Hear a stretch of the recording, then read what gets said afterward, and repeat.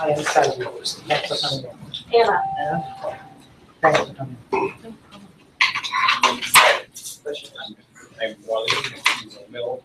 Oh, fantastic. Glad you could be here. I'm from the Fund for Global Human Rights. Okay, Yeah, great. down the road. Yes, down the road. Okay, great. Come and join at the table, please. Everybody, good, how you doing? How you doing? Yeah. Good. Hey, Not so beyond. I'm Michael. I'm Wally, with these articles. Okay.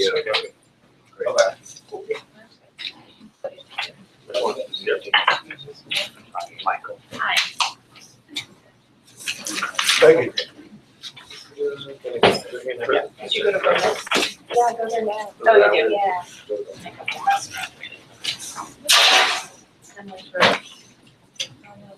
No, yeah. But there was a chance I could have known it. Yeah, It's not that big. It's big, it's in like 3 weeks of class. Yeah, yeah. Yeah. I'm from, I only live like an hour away from there, so I go to school here, so. Yeah, I know. American? Where- Yeah. Where's Brandon? Where is it? I've heard It's in of the it. Boston area, it's in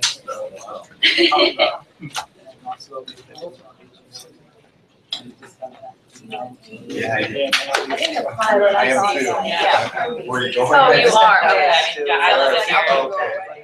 Yeah, Oh. yeah, exactly. Well, I live like an hour from Boston. There's a lot of great spots. Like all the place. Yeah, exactly. But I was like, nah, I don't want to go. And it's really good for like, yeah, exactly. Yeah, TW, all of that, yeah. For those who are in the margins, we would like for you to join in the circle if you have space. Otherwise, we can make space for more people to be at the table. That'll be great as well. And keep in mind, there's a camera there, and the camera is going this way, so you could be there. Sure. Move to the side a little so people can see your face a little. So.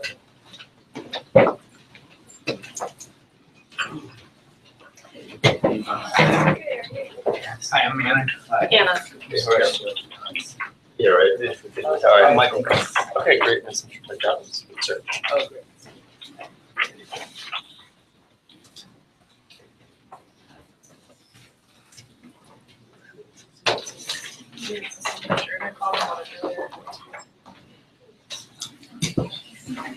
Congratulations, man. I got an email that you got pushed up human rights. Thank you.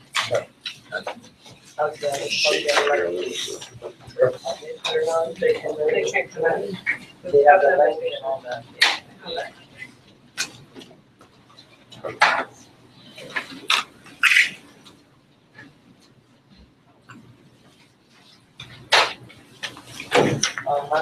Yeah. Can you send that to me?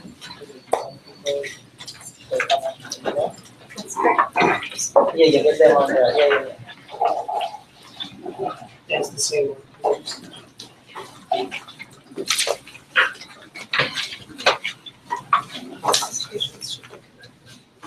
And while you're waiting, we should be getting started with just the technical issues. We are trying to get this straightened out. Please help yourself with some food and coffee and orange juice there. Logistics wise, there's a restroom right down the hallway and the cord to the restrooms right there. Wi-Fi cord is also available if you need Wi-Fi. It's slow, but you can try it.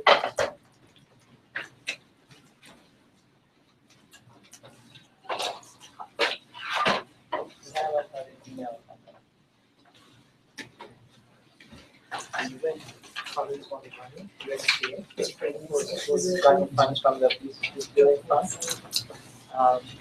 And I'm trying to get them on speak as well, and I just wrote this morning the deputy rep wants to speak, but I'm not responding to our emails. So that the National Security Council folks want to call in the White House systems with leftover drug people hanging out. They can do that. I don't know, I forwarded the email Yeah, yeah. to.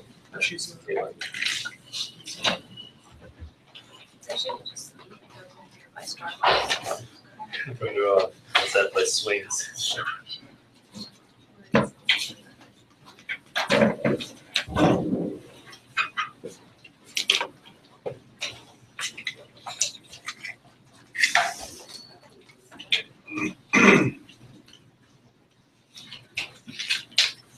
Hi,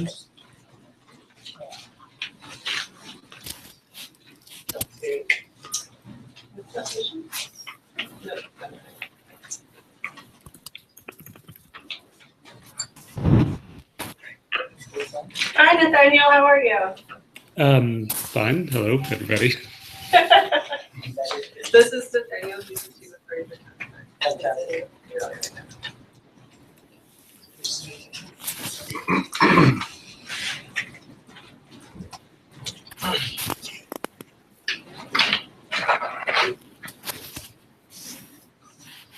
And Chloe is up there.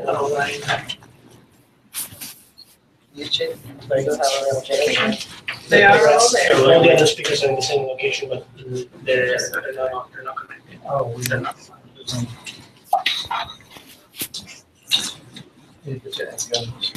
Okay, so give it up the video link. We have Mike here, Michael here, Nathaniel online. Nathaniel is yeah. So they have the link at any time, they can just, they can join, maybe. So they can join, maybe having connection issues. Right, let's go ahead and start and hope the technology gets sorted out. Welcome.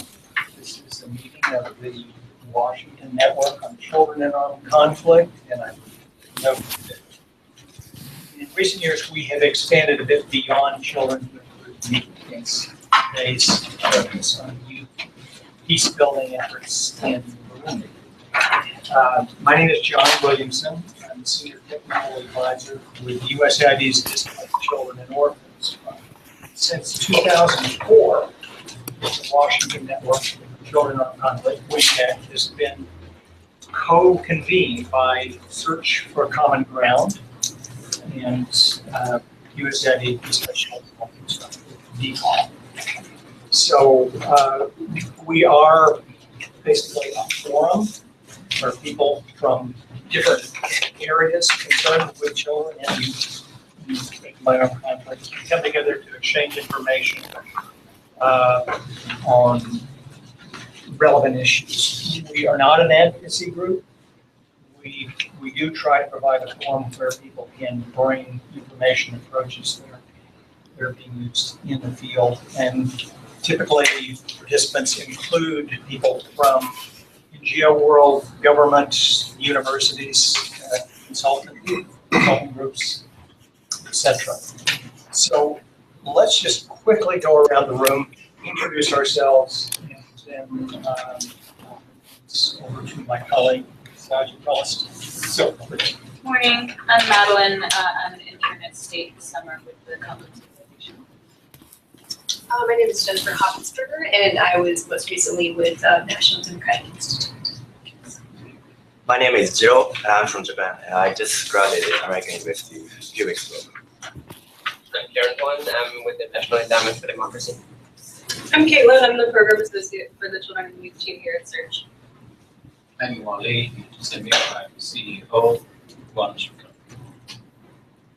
I'm Claudia Taylor. I'm the Program Manager for Counterpart's Resiliency Team. I'm Emma, and I am a intern at the Fund for Global Human Rights right now. I'm Manny Kalish. I'm a new intern here at Search in the Global Affairs Partnerships division. I'm Daria. I'm a new intern with Children and Youth Department. I am Gladys Catherine, talks about the Republic Fellow, currently based here at SAGES. My name is Mika, and I'm the Communications Associate for Search. My name is Catherine, and I'm an Africa Programming Journalist. My name is Courtney Gass, and I'm Program Associate here at Search. I'm Mike. I'm Jordan.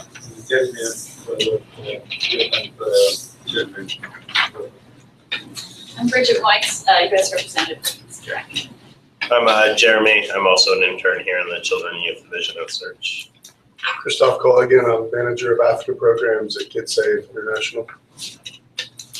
And I'm Mike Jovins. I'm the Director of Global Affairs here at Search. Michael Coons, Senior Director, Counterpart International. And I'll go back here. My name is Josie. I'm with the Africa team. My name is Patrick, and I'm the research assistant to Search. Alyssa Wilson with the American Crime Service Committee. Is anybody else online? I'm online. I'm Nathaniel. I'm the chief of party for Counterpart in Burundi. Fantastic. So when we speak, well, first of all, my name is Saji. Good morning.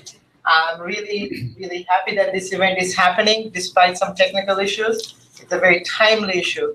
But before we get started, I also want to acknowledge the partnership we've enjoyed for 11 years with the Displaced Children Orphans Fund and USAID to really making this Washington network happen over the last 11 years as a forum for dialogue, forum for sharing information and learning. So really appreciate the partnership and the friendship we've had over the years. Thank you, John. So getting started, it's great to hear so many people interested in Burundi's issues. Burundi was considered one of the great examples around peace building and transition, but lately that message is changing to something different. And as we look at the situation now, over 100,000 people have been displaced, and the conflicts now are starting to percolate again. A country ranked 7th in the world, the population below the age of 15, 45.7% of the population under the age of 15. It's a youthful population. But when we look at the news, we hear and see that these young people in this country, largely youthful in nature, are sometimes seen as troublemakers. But we know from the work we do as search and places around the world that it's a small group of people who actually cause trouble. Vast majority of them choose to do things more constructively. So this event is organized in the shadows of that, to see what constructive roles young people are playing, despite the media's message or the events that are happening, that are unfolding, to see what alternative views can be heard and shared, and lessons we can learn from that process. So we have a great group of people lined up to speak, including colleagues from Burundi itself. But from what I understand, several colleagues in Burundi are not able to join except Nathaniel for right now. Is that correct, Caitlin? Yeah. Okay, so I'd like to give the floor to Nathaniel to give us a brief situation analysis from Burundi, where what you see, what you hear, and then so we can kick off this conversation after.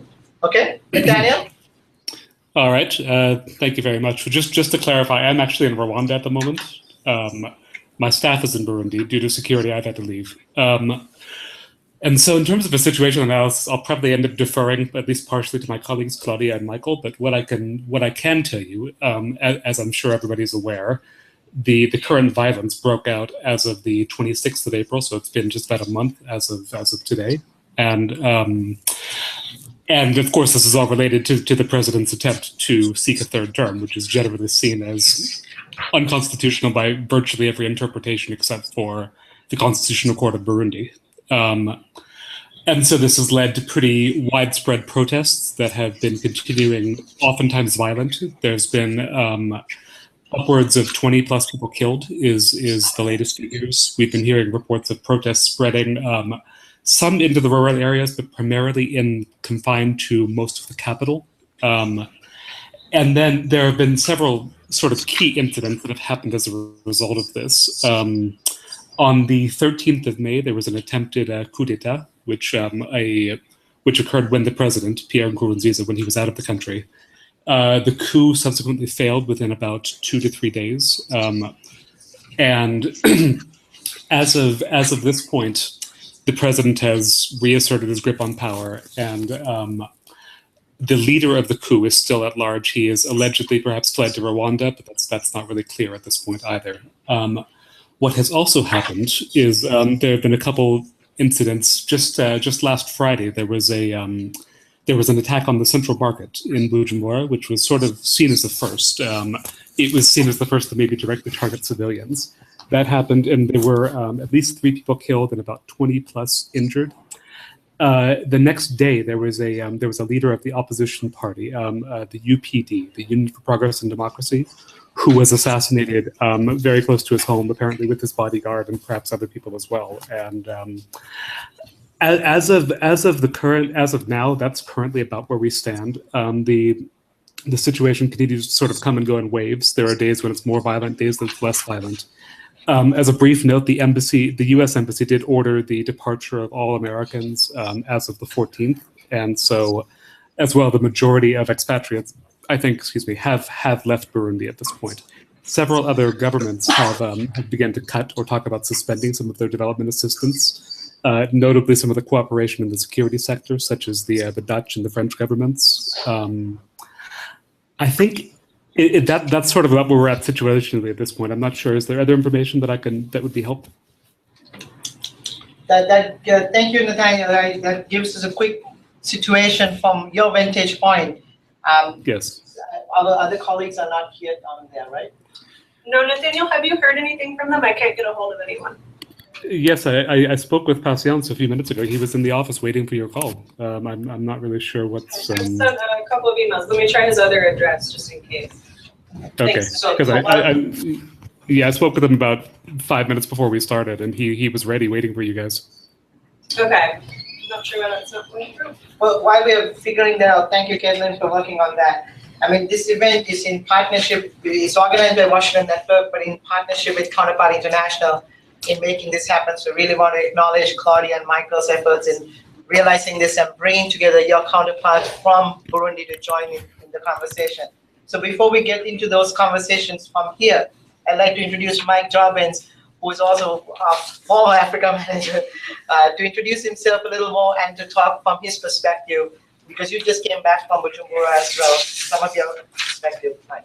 Great, thank you, Saji, and thanks to everyone for making it here. I think it's fantastic. It's both an opportunity and a tragedy, I suppose, to have this chance to focus on both the immediate role that young people can play in preventing violence amid the sad situation we've seen play out in Burundi, but also take a pause and think about some of the longer-term challenges that led to get us to where we are today.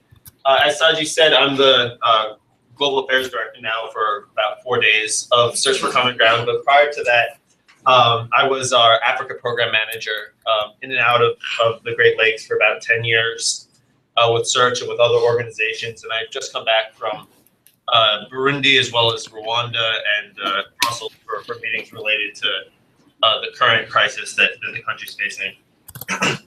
Search, as almost all of you know, I'm sure, has been working in Burundi for about 20 years, since 1995, supporting media as well as community actions and engagement with key leaders to promote conflict transformation within Burundi, to promote the conciliation of differences and the charting out of a harmonious and common vision for development in the country.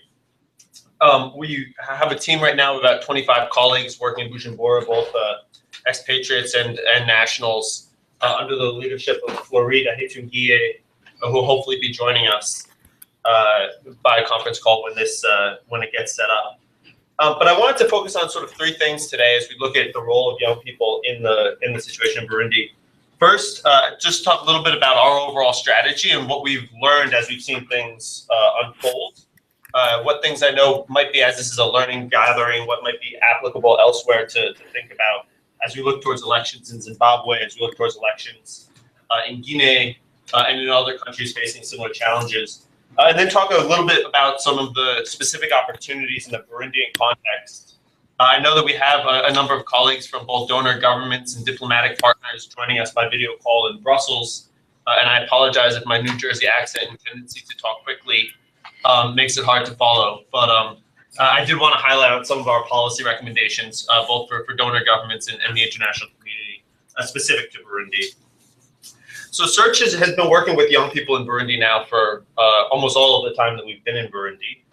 And particularly looking at the run-up to elections, we began working with political party youth in how they conceptualize their own involvement in politics. We recognize that the situation of a young person in Burundi right now is incredibly difficult. There are very few jobs, there's rapid urbanization, there's competition for land in rural areas that has led families to send their sons and daughters into primarily Bujumbura, but also Ngozi, Gitega, to seek a livelihood. And that sort of uprootedness and lack of destruction of the social fabric in the rural areas, or leaving that social fabric in the rural areas, has really created a period of both social and economic vulnerability for young people. And the way that people deal with that lack of economic opportunity and that lack of social inclusion is absolutely critical to how they choose to affiliate themselves. And as we look at the participation in the youth wings in Burundian political parties, part of it is the sense of real economic opportunities that come through adherence and affiliation with with economic with the ruling party and others, youth wings. But also, on the other hand, it is also an identity. It is a way to integrate yourself into something more than just sort of an atomized young person living in the slums of Bujumbura or elsewhere. And so we began working with young people, both face-to-face trainings and meetings. We've been working in the radio space as well to have call-in shows and other ways for young people to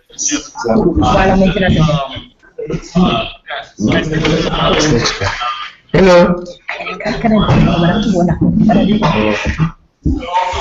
everyone in Burundi, I'm going to mute you for now, okay?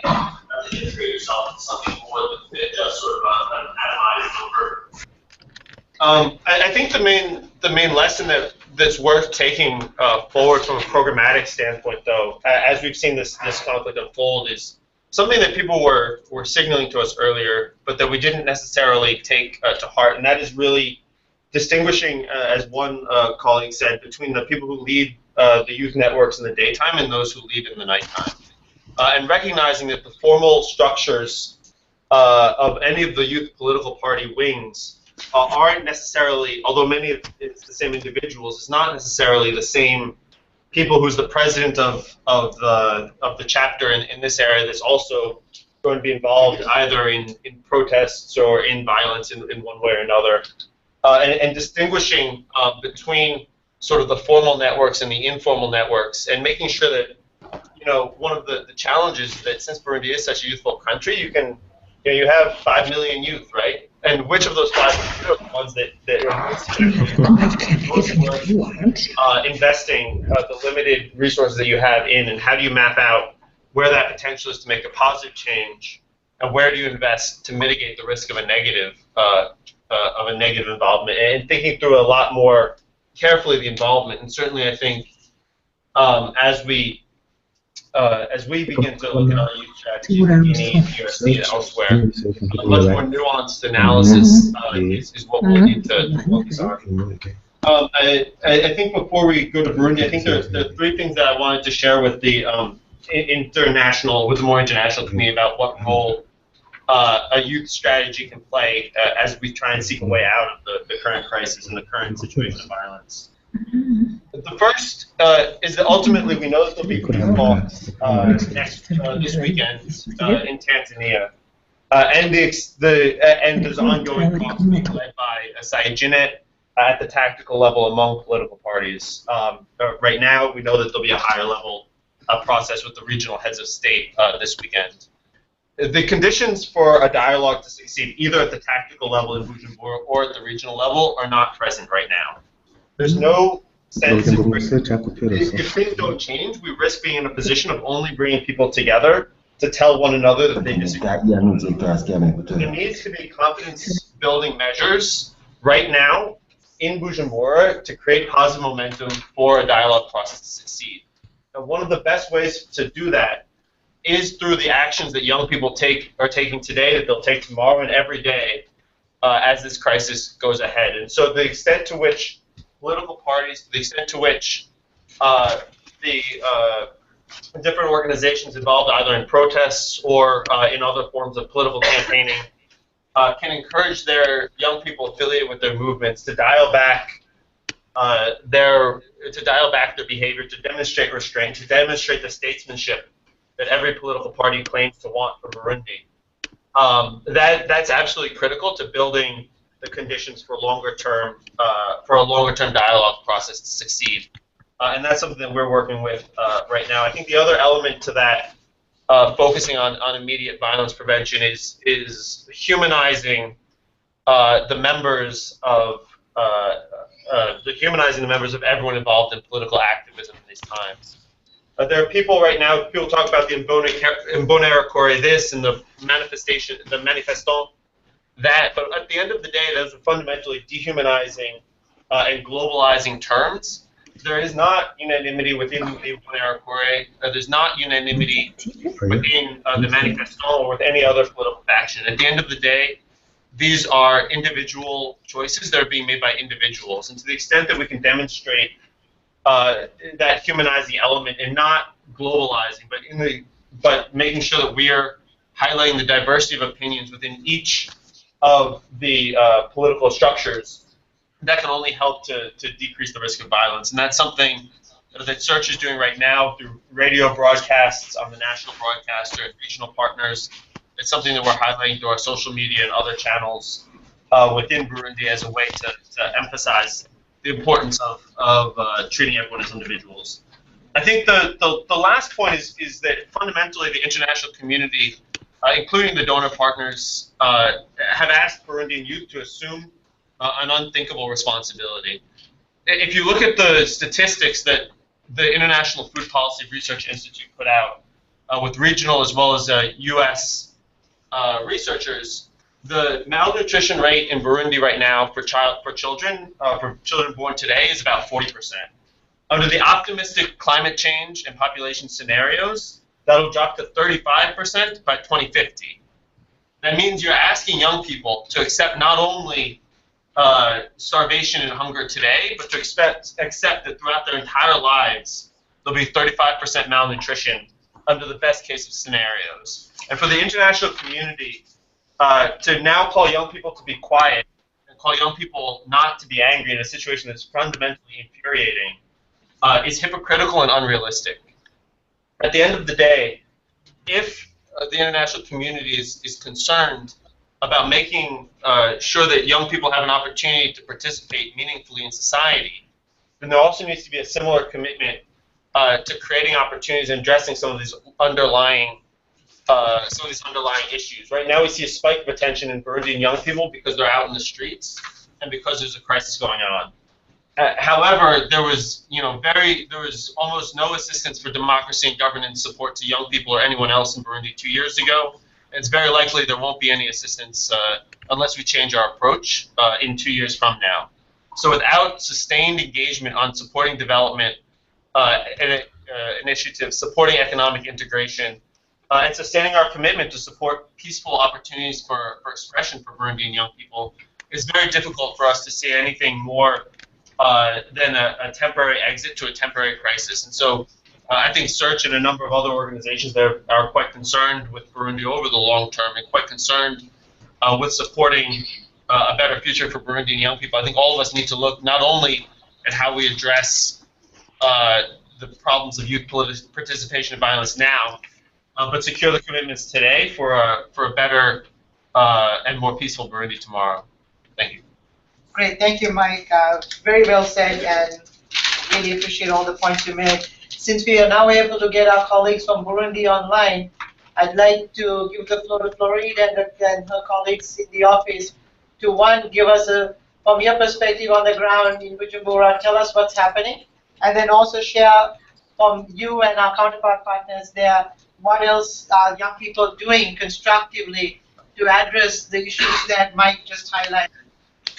So let me go to Floride and then her colleagues there, but Floride, you can manage in introducing. And Floride, you are muted if you want to undo that really quick. Floride, please unmute yourself. We cannot hear you.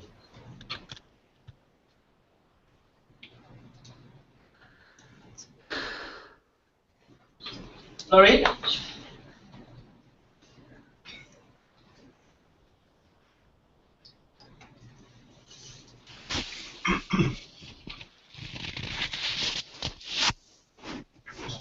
Floride, can you hear us?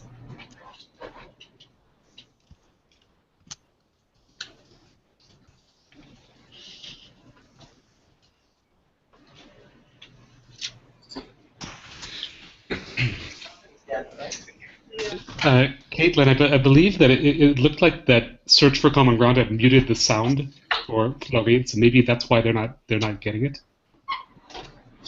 No, It's actually not on our end. I'm not able to unmute them here. Okay, I'm sending the messages. They're not seeing it. I'm not really sure what to do. Tanzania.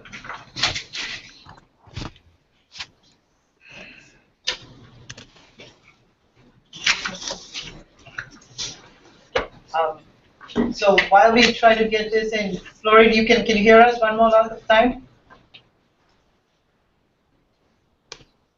Okay, so I'm going to ask I'm going to let Michael Combs introduce himself a little more from Counterpart, maybe provide some context to the programs that are happening, and probably talk, give some more life to the conversation. Sure. Thank you all, and it's a pleasure to be here, although regrettably under very unfortunate circumstances. Just to give a little context, this year Counterpart is celebrating its 50th year anniversary. Since 1965, we've been committed to equipping individuals, organizations, and communities. We consider them our counterparts to become solution creators for peace in their own families, communities, regions, and countries. So we work with youth leaders and youth organizations in post-conflict environments and other challenging environs. The main purpose is to help build their capacity to tackle social, economic, environmental, health, and government issues that threaten their lives and undermine their future, and their children's future.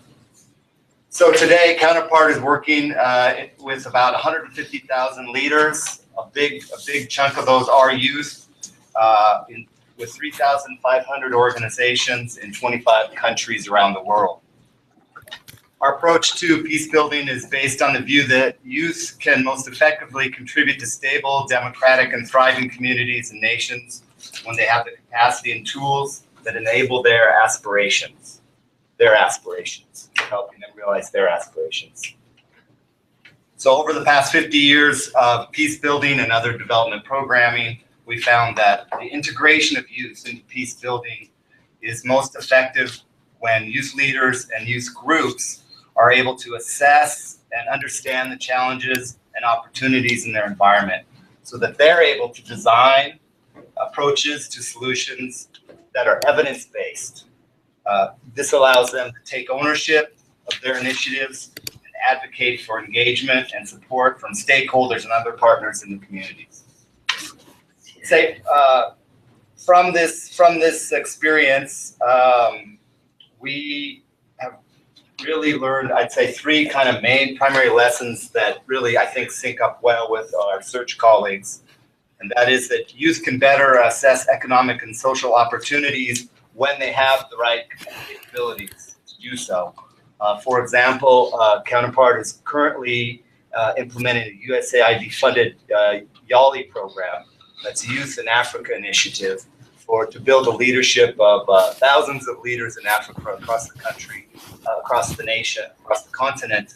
And that our piece of that, YALI is a huge initiative initiated by the U.S. government, and the piece that we work on is bringing those leaders to the U.S. to have professional development opportunities with their counterpart organizations, and then going back home with a very specific action plan to engage their community or their constituency. To take those lessons and then to come back and continue to share and develop relationships with their counterparts in the United States. Another lesson that we found is that youth need to fully participate in the democratic and development processes.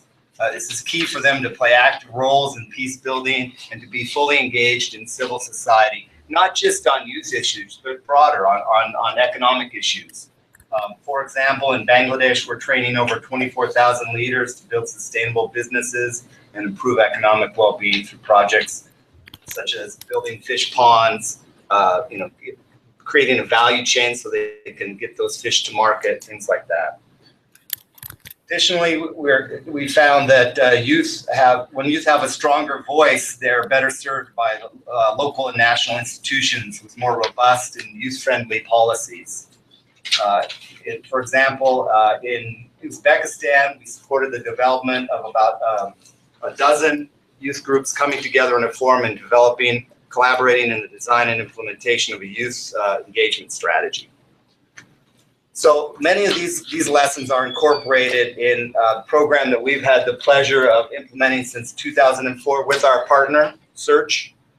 We are, unlike Search, we have not been in Burundi for long, only since 2014 when we started this project. But we are applying these lessons and integrating the experience from Search and other great partners on the ground. The purpose of the project is to reduce the risk of youth participation in violence leading up to and following the June 2015 presidential elections. There's three objectives. One is CSO capacity building. We are working right now with 6 partners, local NGOs, and to build their capacity to be long-term sustainable organizations. The goal is through these NGOs to reach nearly 8,000 youth, to mitigate conflict, and train over 300 community leaders in responsible leadership and good governance. The second objective is to enhance economic incentives. As my colleague from Search mentioned, economics plays a vital role in this. We're working with 300 youth to receive vocational training, but going beyond that, we also see the need to immediately engage them in constructive work. So we have cash for work programs employing over 12,000 youth. They selected through a process to start with trees, nurseries, and tree planting. But we'd like to see this as the beginning of a longer-term effort that really reaches out to helping them develop sustainable enterprises. Additionally, there's youth-led peace building and violence. The dialogue is critical and critically important. And there we have communities of practices where the NGOs, the 6 partners that we work with, as well as other NGOs, community leaders, are sharing their experiences in what they're doing and how they're developing more robust services and supporting peace development in Burundi. I think that's kind of overview of what we're doing there. Of course, my colleagues in I think Burundi could give some very nice specifics on that. Fantastic, Michael. Yeah. Thank you so much for the context and putting things in perspective as well. And adding to Mike's comment, we'll come back to this conversation and some of the critical issues that Mike addressed. We should be able to tackle, and I'll ask our colleagues from NED and others to bring in their expertise as well. But now we have, I hope, for a while, colleagues from Burundi joining. Florid and colleagues from Counterpart, you have the floor. Could you talk a little bit about what you experience right now and the role young people are playing constructively in Burundi to address the enormous challenges you're seeing? You're muted if you're speaking. We can hear rustling of paper, so. Florid?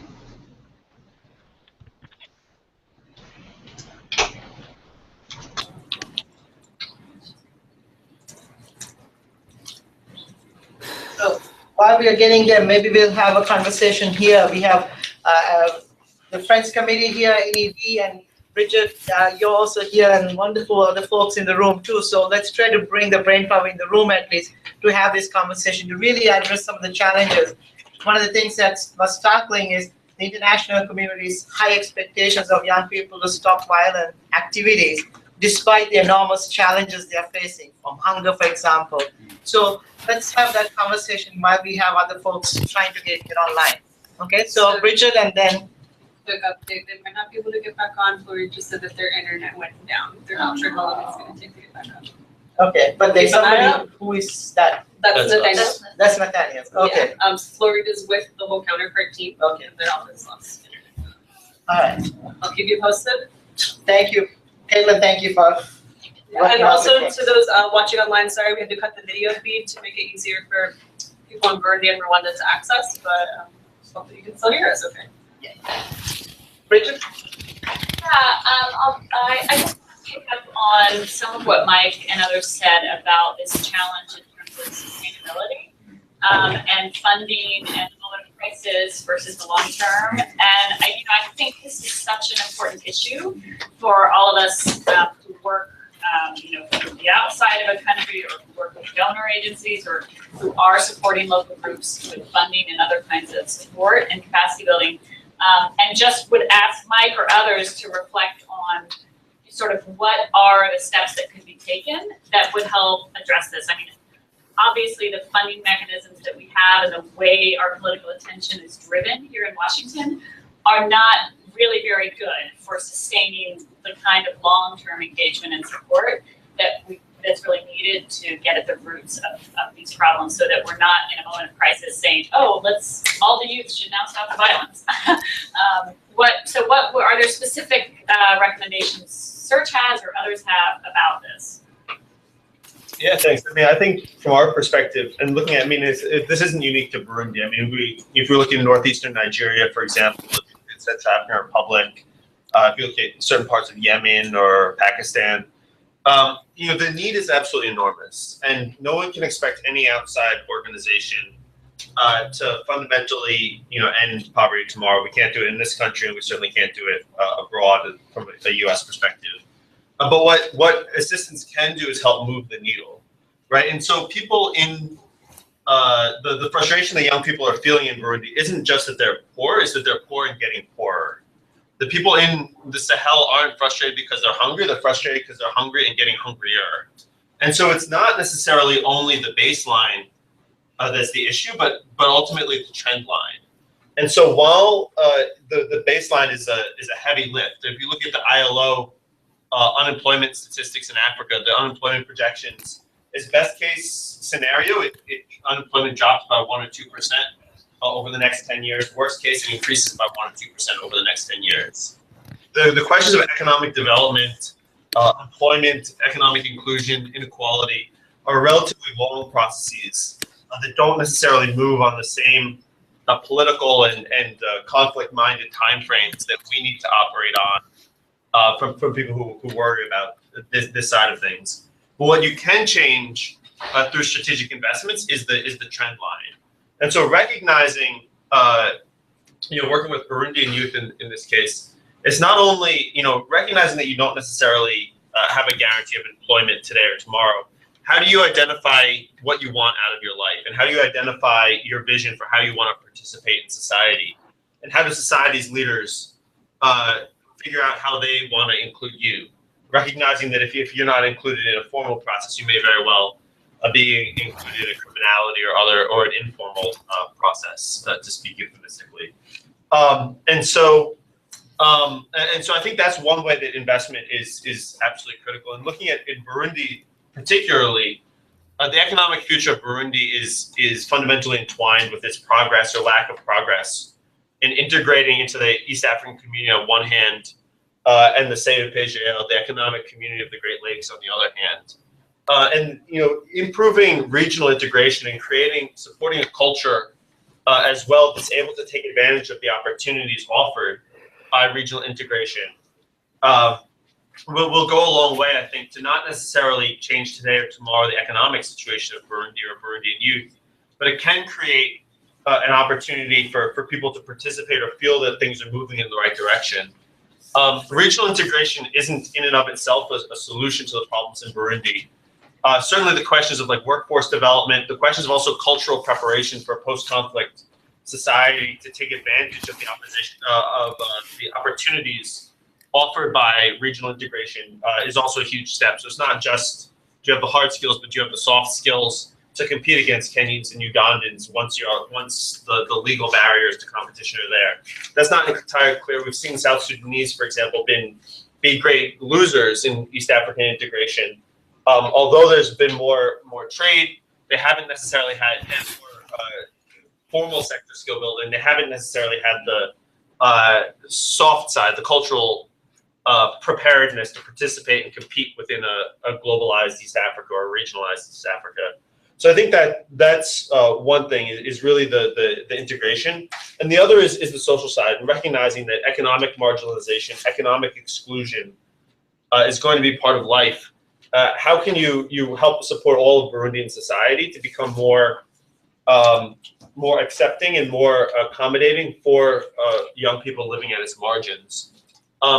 Things like the payment of dowry, la dot, questions about attitudes towards masculinity and for young men, attitudes towards femininity for young women, questions of how you can build houses, how you can't build houses, how inheritance works. All of these are fundamentally social practices that also exacerbate the economic insecurity by adding a level of social insecurity, so that young people who don't have a job are not only deprived of their economic opportunity to participate fully, but they're also socially deprived. And even if we can't necessarily move the needle on the economic side, that's the other way that we can help on the social side. And that's by supporting, that kind of reflection process about really what is the future of Burundian youth in a fundamentally different, in an environment that's changed both physically as well as in terms of population growth. Let me ask our other colleagues from NED and Bridget, you're from Peace Direct. Thank you for the question. Alyssa, maybe you can talk a little bit of building off of what Mike said and also Counterpart too. How are we actually addressing to build that social economic fabric to be stronger? So I will admit to being one of the people who kind of used to talk about youth kind of clumped together, in one way. And it really hit home how diverse, we need to really get in terms of our descriptions and experiences. When I was in Bujumbura in March and kind of up in the hills and met with an association of young people from different political parties who had come together to do a saving circle. And so they, it wasn't super complex. They were saving money together and giving out small loans to one another for different projects that they were trying to do. And just like the vibrancy and the creativity of these people, mostly who did not have, full-time jobs and access to full-time employment, but were kind of, working as best they could to create some kind of economic support for themselves and their families. And I think these are the stories that we're not telling well enough. I would bet that people in this room and people, on the internet here all know these stories, have these kinds of experiences. But I don't think we're being the best messengers that we could be to let people know that this is what's happening with young people, that this kind of creativity and drive is really out there. I think we also need to be sure that certain offices like at AID and with this Senate Foreign Relations Committee, and appropriations committees in Congress are also hearing these stories, because that's sort of where the rubber meets the road on how we're going to make sure that there is funding to support these kinds of enterprises. Right? Because I think I really want to emphasize what Mike said and Bridget, I'll lift it up even higher. The fact that we expect so much from a group of people that we do not support between times when crises are happening is kind of, you're expecting a flower to grow when you're not watering it. It does not give the best chance for success. And I think in general, the fact that DG funding is so low between election cycles in a lot of countries does not set us up for success in these periods. When we're not investing in something, we're not going to get the result that we want. And so, for those of you who do have the kinds of flexibility to tell these stories on the Hill, with the administration, I really encourage you to do so, because they remember it when the crisis happens. And the fact that they are getting attention at moments of crisis doesn't exactly discourage groups from acting in ways that they know will get attention, even if those ways include, disruption.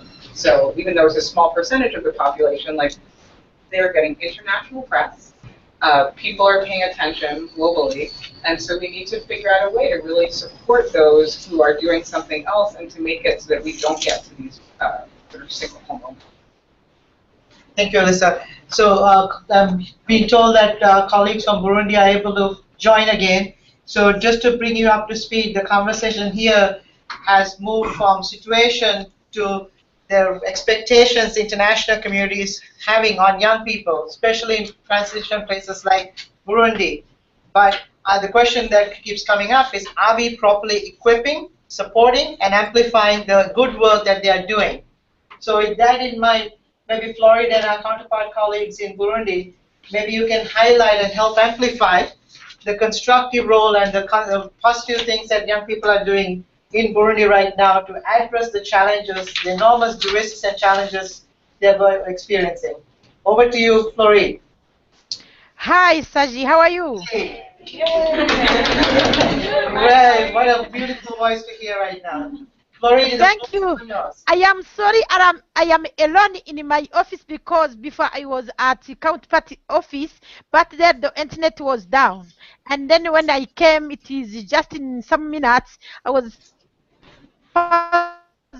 to say to them that I was but I'm here alone.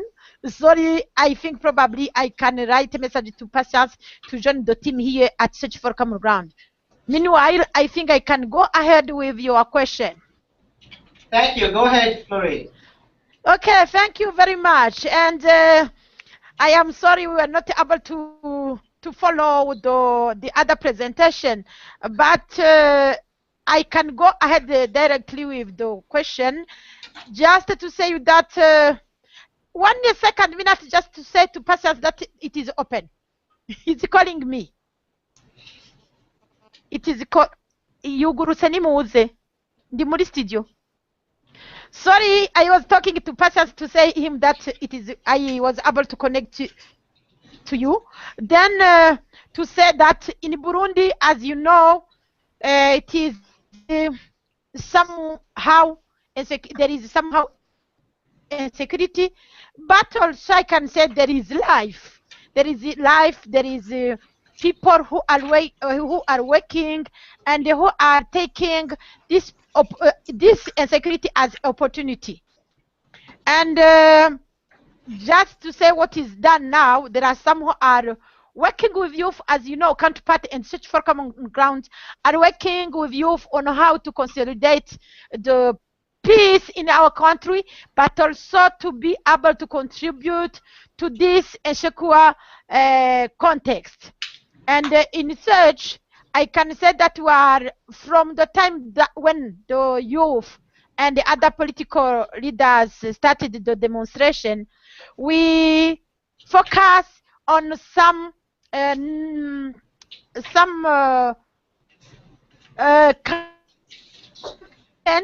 messages campaign through some interview with some targeted people like the political leaders, because when they were speaking, they were giving some speech, and you can say in some manner there were no peaceful messages that were given by them. And then we approached them to interview them and to ask them if they can ask to the youth to, yes, to organize the demonstration, but also to stay more peaceful, not to be in violence with the policeman. It is also how we took time to organize some interview to some key people in order to see if we can we can produce some humanitarian messages, and then we were able to,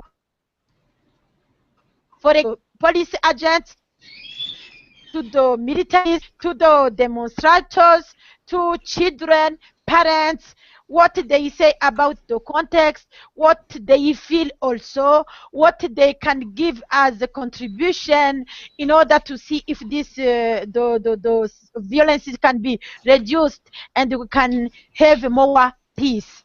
Also, we were trying to post some messages on Facebook, on SoundCloud. We are now posting some radio programs. As you know, the media context is now damaged, but we try to see which can be the channel where we can share some messages with citizens and where people can have place for their voices. We also last week organized a dialogue session with youth demonstrators in order to hear from them how they can be more leaders and they can help other youth to be peaceful in their demonstration. But we met some challenges because in this conflict there is on one side there is a security agent, there is on the other side the demonstrators, and then we don't have how we can create the common ground for those people, because all people are radical they are working radically. They don't want to manage their interest together, and they say, do you you don't we have to continue our demonstration, and we can be peaceful if the police can cooperate. And this is an issue on influence through, even if it's too difficult to broadcast them. We are trying. Other activities is we are trying to organize some more trainings on conflict resolution and the mitigation, in order to see if the youth net that was created before can be more active in those violent katas, and they can help youth to be more peaceful. It isn't Search for Common Ground alone who is working. There are the partners of Search, there are Counterpart, and its partners who are on the field working in order to see if in the communities you can get more peace. And we are also contributing on the electoral process in order to see if everybody can participate. Even I can say many people are afraid because of the context. And as you know, there are some who are going out in Congo, in Rwanda, in Tanzania, and those people who are refugees now need to have a space to explain what they feel, what can be more peaceful for them in order to return in the country after. Then it is a work on which we are not yet, but we are targeting to organize some mission there to hear what we can help with the refugees in many countries. And just to say, on the upper country, it seems like life is normal, but I think the Burundi context is influencing on up country. And then we try to continue to it is we are trying, but slowly by slowly, and I think probably at the end we will get some good results. And now Patience and the colleagues are here. Probably Patience can take a time to talk about what Counterpart is doing now. Please go ahead. Thank you, Florine, for that good analysis and giving some examples of some of the activities and some of the difficulties in trying to find quote-unquote common ground between the protesters, for example, and the police. Really appreciate that perspective. Colleagues from Counterpart. You have the sorry, Saji. Okay, I'd love to hear our Counterpart colleagues to also share some of the work they're doing on this issue. Of police, which issue? Do we have Counterpart colleagues in your office now? Yes, they are there. They are here. They are here now. So maybe they can share some of their work that they are doing, just like you just did. So okay. Share, let me give. After that. Let me. Sorry. Go ahead. Let me give you Patience. Fantastic. This is Patience, and his bio is also in the handout here. Go ahead, Patience. Hello, everybody. Hello? Yeah, we can hear you. Hello, everybody. Good to join you. Sorry for the troubles we got.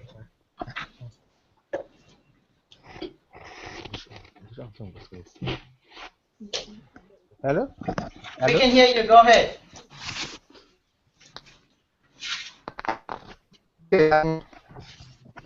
Hello. Hello. Hello. Hello. Do you hear me?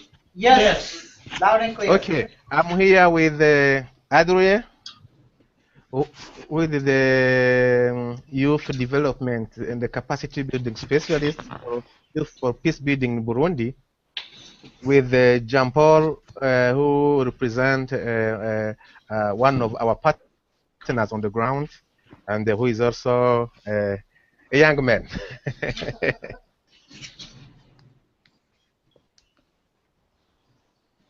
That's great. You have a great group of people with you. So we are here anxiously waiting for you to stop. Patience, can you talk a little bit about the work of our project and what we're doing with our partners specifically? Yeah, thank you very much, Nathaniel. With the Youth for Peace Building in Burundi, through three main objectives. The one is to conduct activities in order to prevent conflict and violence between or conducted by young people in the election process in Burundi, in which we are already now, but which is somehow troubled and difficult within the context. This is for the first activities in which we have some sensitization sessions with the at-risk young people in the ground. We are acting now in the 8 communes from 6 provinces. I mean the north and the central east of the country. And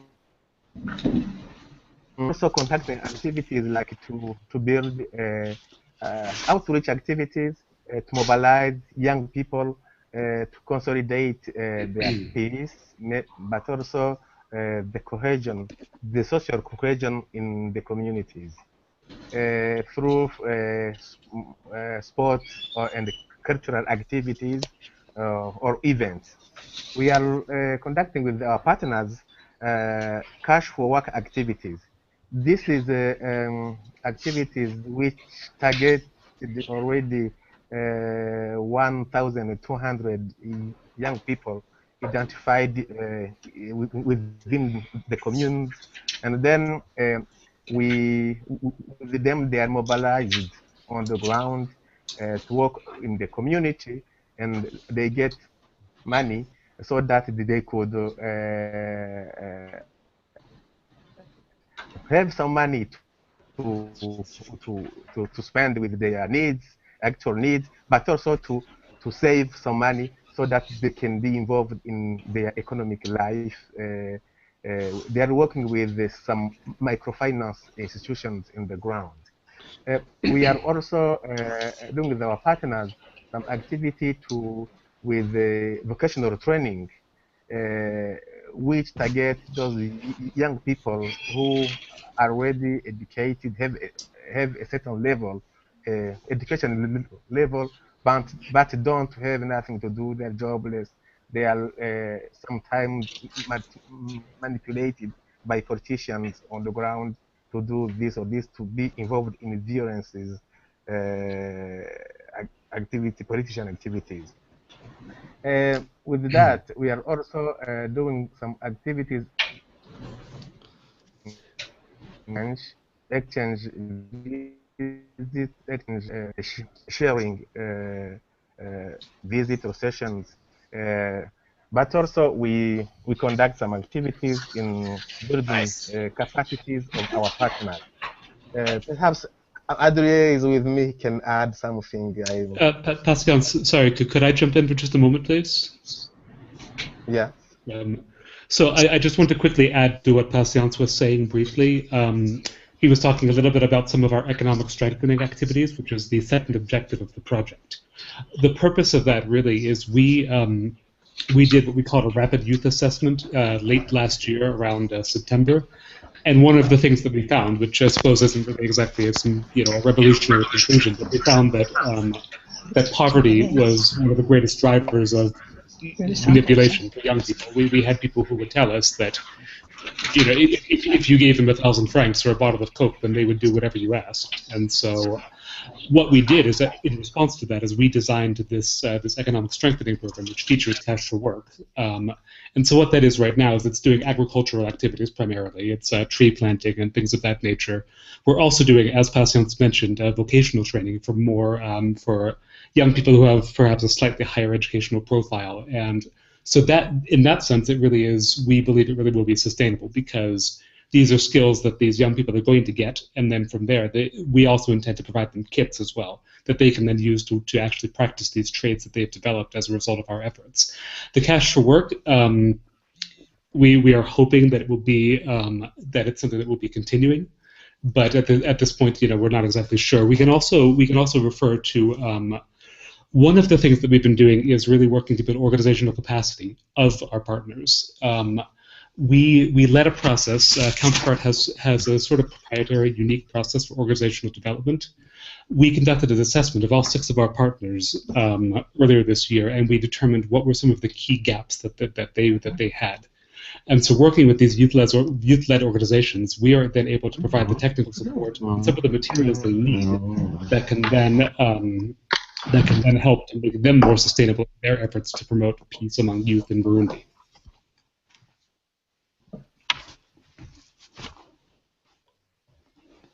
Now open it out to a conversation because there are colleagues here who might want to have questions as well.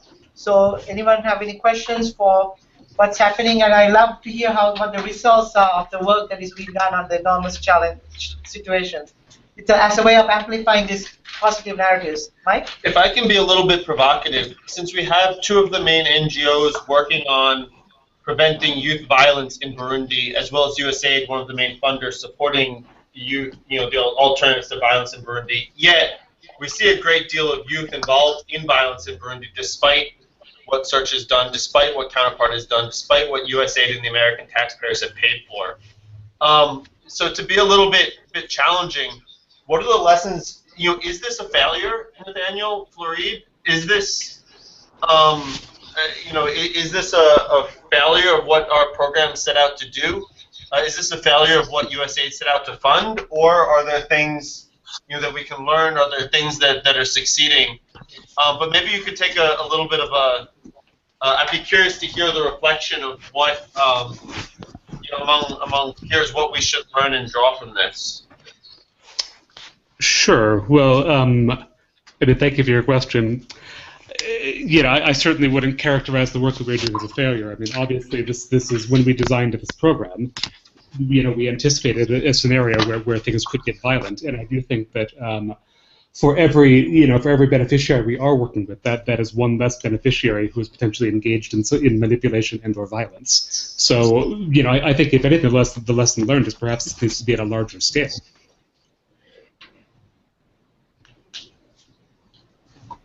Yeah. Rebecca? Sure. I'm Rebecca Masafas, coming down as well, the regional director of ESA. And I would say, maybe I'm taking a cynical view, but I actually think the level of violence is relatively low compared to a lot of what could have been expected, perhaps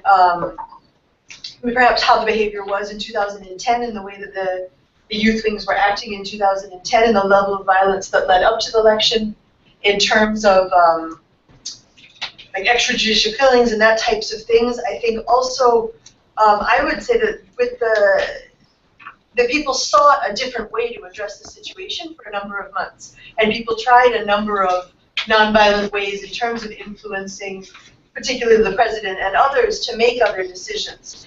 And so yes, there is a level of violence now, but I feel like a number of alternative channels were tried, a number of influence came to bear from different angles. And I mean, yes, there is absolutely insecurity, but it's not necessarily the youth who are driving the insecurity as much as the reaction of the police and the reaction of some of the state actors. And I think we struggle a lot with it in different countries of around, what do you accept and what do you not accept? And if people only listen to demonstrations or violence, that type of thing, how do you not take it lying down? And I remember some of our colleagues saying when the protests first broke out, it wasn't even necessarily a political reaction so much as, I remember one was saying the slogan sort of, I'm not a slave. Like, you can't just treat me as you want. You can't just make your decision, expect that I'm going to take it laying down. I'm a citizen with rights, and this is not appropriate. And I think that manifestation is actually quite constructive, and that realization that I can have power to do something. So I think, absolutely the insecurity is a challenge. But no, I don't think it's a failure, and I don't even mean about our programming, but I mean just about the dynamics of the country as well. I'd like to follow up with the comments that Regina spoke to, and not to put anyone on the spot, but I'd like to ask, are these in the audience there in Burundi, one of the youth leaders? Are these former Voice of America? Is he there? I noticed his photo is on the handout here. Are these former presidential scholar? Is he there in the audience? Sorry, is he with you? Sorry, is he there? Or Nathaniel, do you know? I'm not sure who you're referring to. Adis Makaju. He's certainly not with me. Oh, that is, you're looking at a newsletter, a publication that came out. That is a separate article. That person who's on this article is not in the room yet. Okay. It's a different article. Sure. Well, I'd like to pose the question. I have rights. You know, I am a human being. Whether we're speaking with a police officer or we're speaking with the spoilers, if you will, in terms of peace building, what tools are available for the individual is sitting there decades after decades, or perhaps their whole life, 30 years, 20 years, 15 years, if the average age is. What tools are available in terms of coping with this? Where's my human dignity? I just like to pose there on the ground. What tools are available for the individual that's been robbed of this human dignity, if I may? Great question. Thank you. Let me see if our colleagues in Burundi have some answers, and I'll bring the question back to the audience here as well, depending on the answers we get. Can they repeat? Can you repeat the question? Hi, Saji. Yes. Go ahead, Marie. Hi. Just to add, to agree with Rebecca, I think today it is the insecurity, but also the insecurity that is influencing how the youth are participating in the elections. That is an issue, but also at the end there are other issues. If you see those who are demonstrating, there are sometimes those who are unemployed. That is an issue, the unemployment of youth. And it's also how they are participating to put on the new institutions, how they be working closely with their own communities. I think that there are many issues on which we have to work. And on the question about the tools, I think there are many tools that are used now. Probably the innovation can be a good thing, as there are some tools who are known and probably it doesn't give more change. I think to be more innovative, it can be also one question. Probably my colleagues, there is one who is everybody. Jean-Paul, the other issue I can add is that now no radio is broadcasting now, and no independent radio is broadcasting right now. And for young people, it's a great issue because it's a generation of information. No information, nobody can know what is passing in Bujumbura right now. And also for the activities implemented for young people, we use media for informing others who are not in the same places of those who are benefit from these activities. Also, the other issue right now, it's about fear. Even in the ground, in up country, there are fear. We in Jumbura, which security is troubled, but even up country, people have fear. Don't even if you ask answer about this situation, you can hear that it's not calm, and people are asking themselves questions. Thank you. Great. Maybe I'll bring you back to the audience here. Anyone comments or Mike? I think one thing that I'd say to Wally's point, and perhaps Floyd and others can jump in, one of the topics or ways of framing this issue that's resonated with people is around the question of individual accountability, both in a negative sense, right? Accountability for abuses that are committed, accountability for one's actions in refusing violence, but also accountability and the power that comes with accountability in taking for the positive actions that you do. And meeting with the political actors across the spectrum, that was one way of framing the issues of violence that seemed to resonate, and that certainly seemed to both resonate in a practical sense, but also in a spiritual sense. Burundi is a very religious country, and certainly, both in Christian and Muslim traditions, the notion that you're accountable in front of God, that you're accountable, and that you're judged for your actions, is something that is both very powerful in talking about the choices that you make, not participating in violence, in participating in violence, and how you seek to realize your individual aspirations for life. And that message of sort of the individual has been one that I think a lot of our radio programs and a lot of our direct engagements with youth leaders has focused on, because and it's a two-sided coin. On one hand, for the ICC and the international bodies to say we're going to hold the wrongdoers accountable, and the judicial system for public, the security forces, will hold the individual wrongdoers accountable for abuses. On one hand, that is the negative side, but also by emphasizing accountability, you also emphasize the individual power and the individual, the message that no matter who you are, no matter what kind of pressure you're under because of your background or because of what your commander says, what your youth leader says, what your political leader says, at the end of the day, you yourself as an individual have that choice. And even if there are a number of bad choices in front of you, that's still your right to make that choice. And your responsibility to make that choice, and your both your right and your responsibility to be judged not on what others did, but what you yourself did. And focusing on that has been something that we found to be very meaningful, both in Burundi, but also in South Sudan, in CAR, and elsewhere, and making that linkage between accountability on one hand and the individual power for change on the other. So I think that's something that we found, particularly in Burundi, resonating. I know something that we're focusing a lot on it as we meet and talk with people, both in the media but also in our face-to-face.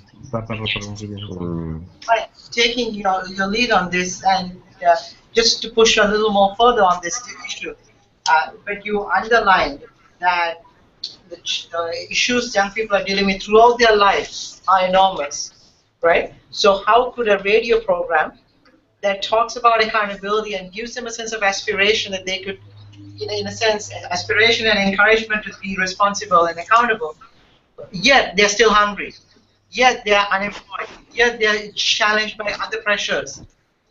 How can radio programs still penetrate that very thick layer of challenges they're facing in a way that they can actually hear the message?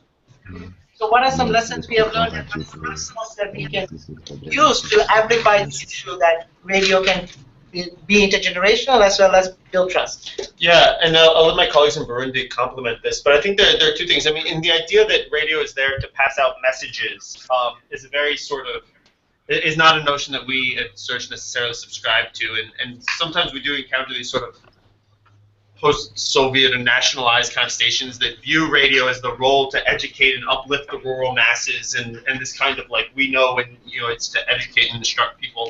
But we don't necessarily see our engagement in the media space in that way, but rather in how radio on one hand can give people opportunities to speak out who might not necessarily have had that opportunity on one hand, and on the other hand, to inject ideas into a social conversation that might not have existed before, not necessarily to instruct, but rather to create a discussion.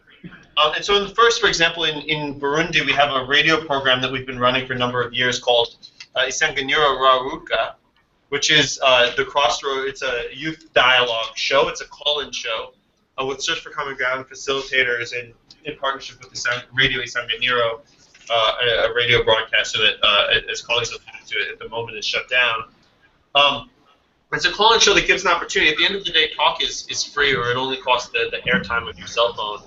And so giving that opportunity for young people to speak out in a way that's constructive and in a way that's facilitated, it can be incredibly creative and constructive, and create, give that power to individual speakers in a way that doesn't necessarily happen organically or in the physical confines of a public meeting or something like that.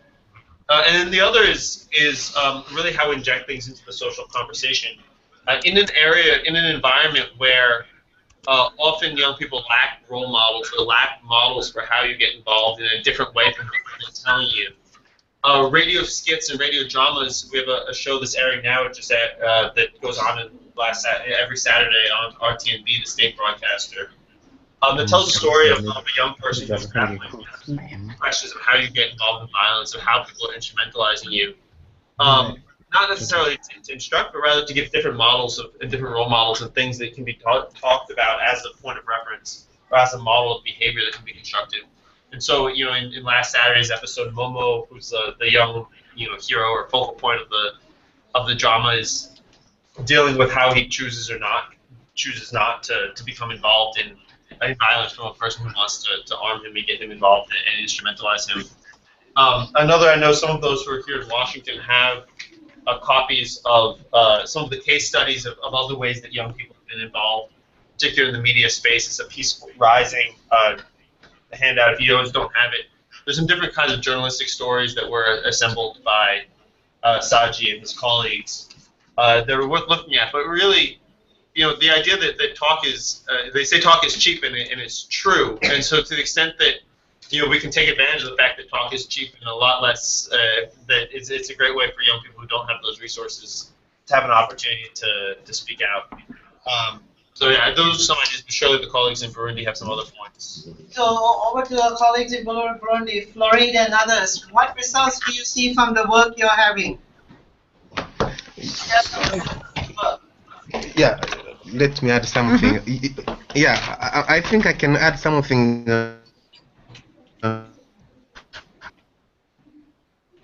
Okay? Yeah, we can hear you. Go ahead. Do you hear me? Okay, yes. Okay. Yes, we come from a meeting with the USID, Florida and me. We were talking just about that challenge. We saw that, for example, Search for Common Ground is flexible now. They are, and the other partners, for example, they are trying to negotiate with the existing other radios. So I mean the community radios. We do have religious radios. We do have the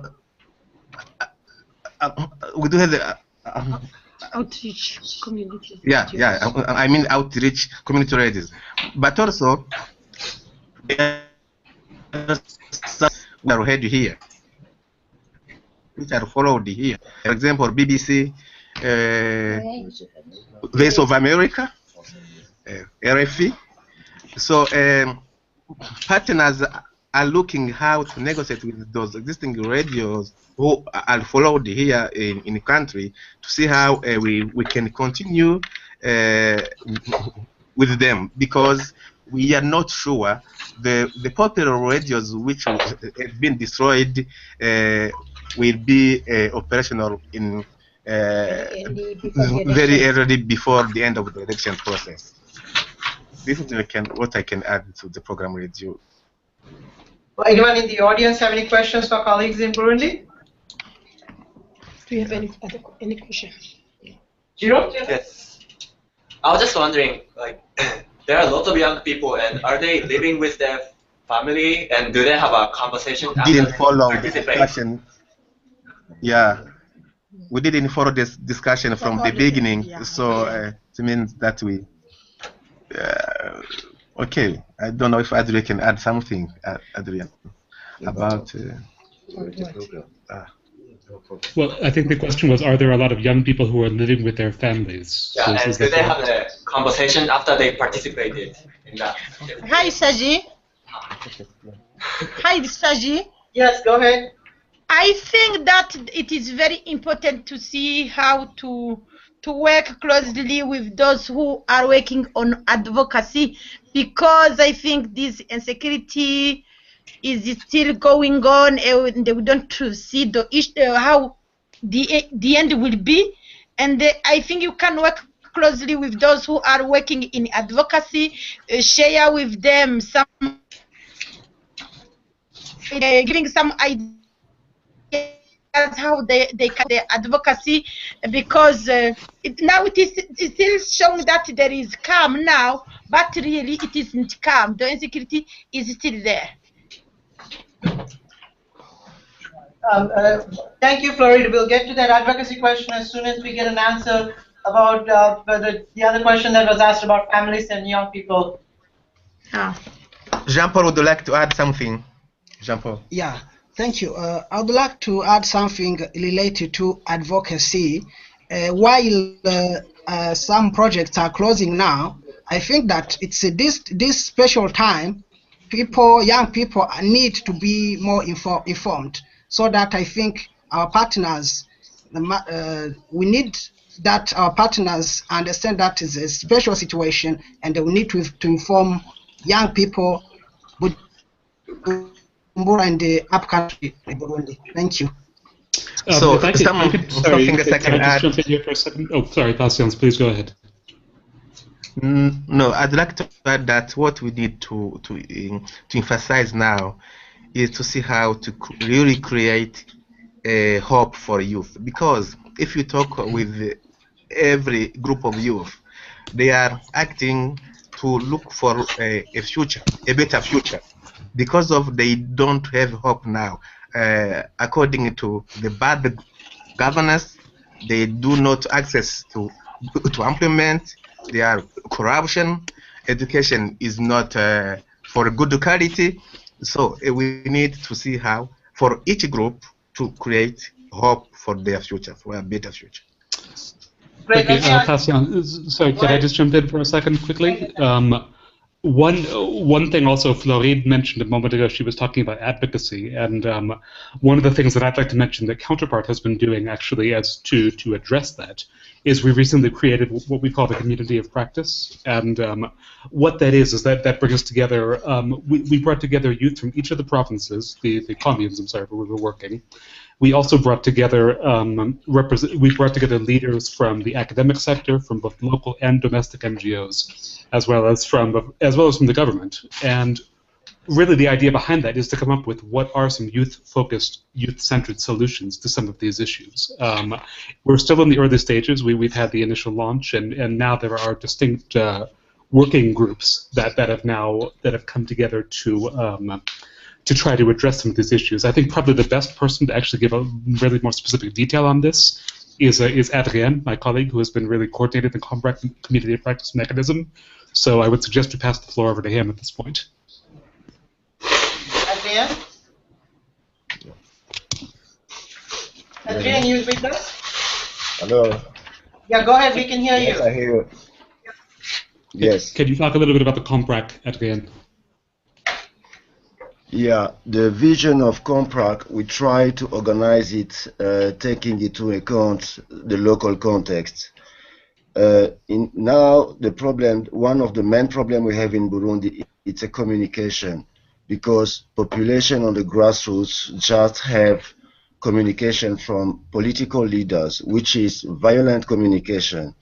So with the composition of our platform COMPRAC, composed by religious leaders, academics, local NGOs, international NGOs, is to gather together all people acting for peace to share what is done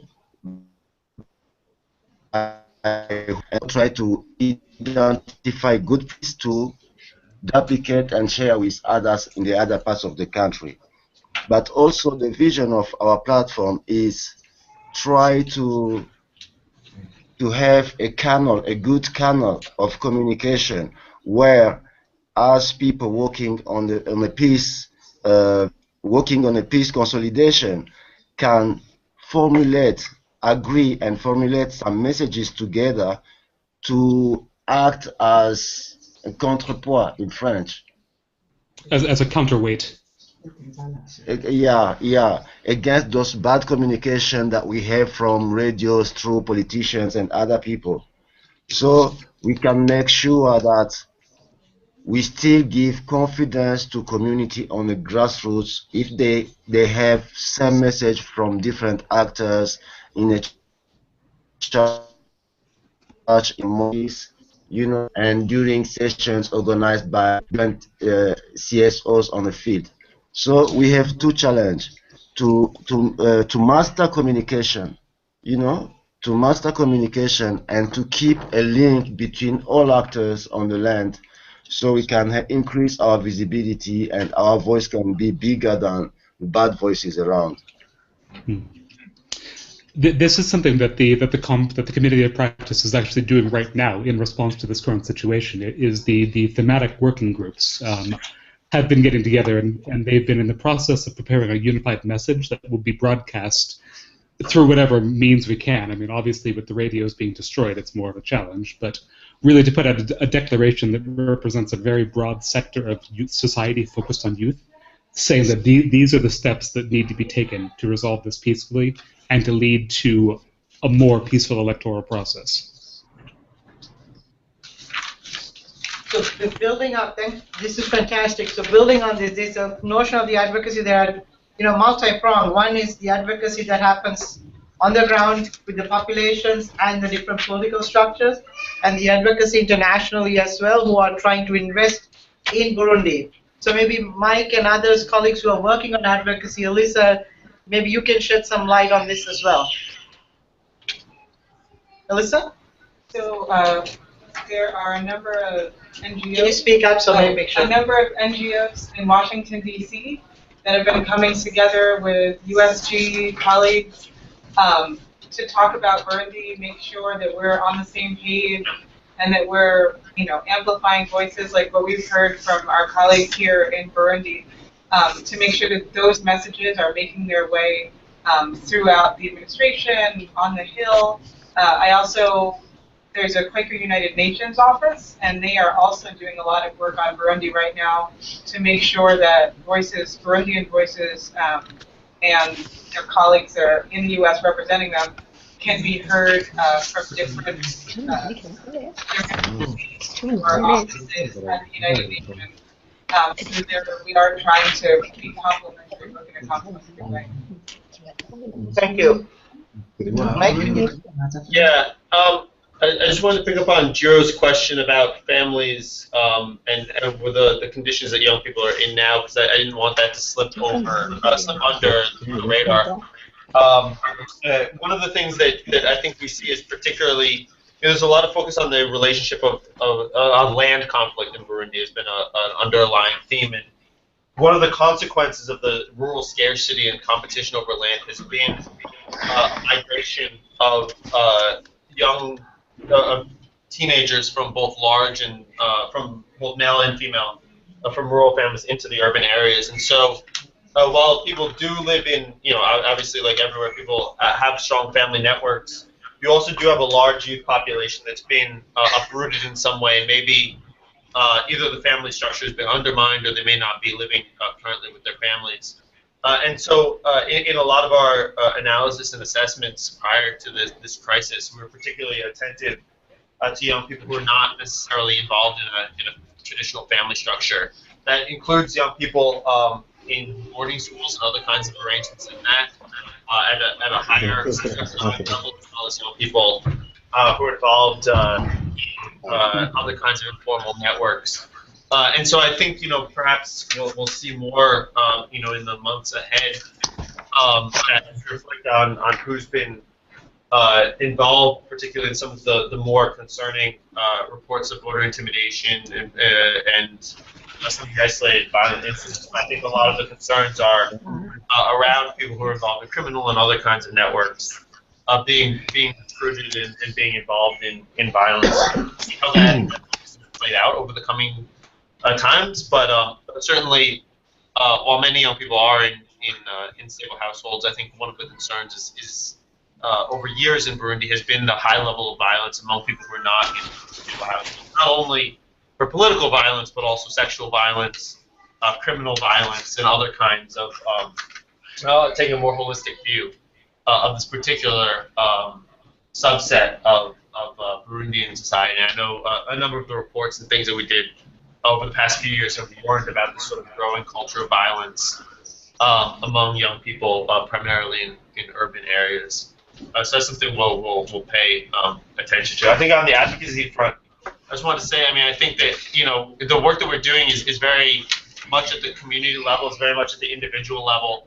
At the same time, you can only focus for so long on nonviolence, only focus for so long on resisting, in quotation marks, manipulation in what is a fundamentally conflictual situation where you do have a fundamental, you do have a conflict between political leaders.